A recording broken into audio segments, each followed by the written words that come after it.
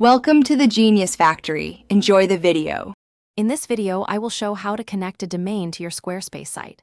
Start by confirming if your domain is with Squarespace or a third party and locate your DNS settings. Next, choose Connect, Transfer, or Map based on control needs. Prepare login credentials, note current DNS records, and ensure you can edit and CNAME records. These steps make the process faster and reduce downtime for your site. When deciding Connect versus Transfer, consider control and billing preference. Connect lets you keep registration elsewhere while pointing DNS to Squarespace, avoiding a full move.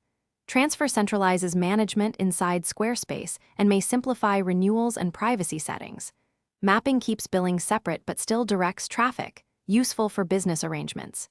Each choice affects DNS changes, verification steps, and potential propagation time, so pick the option that matches your workflow and comfort level. If you're finding this guide helpful, please subscribe and give the video a like. It really helps.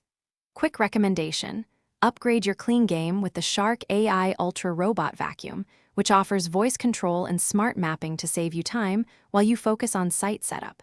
It pairs nicely with busy web workflows thanks to hands-off cleaning. Check the description for the link and other deals, and now let's get back to the video.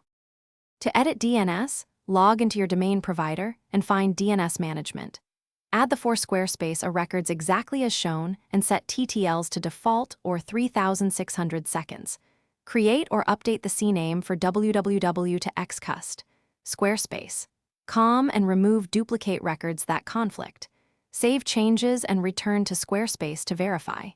Expect propagation delays, typically minutes to a few hours, so be patient while DNS updates spread globally.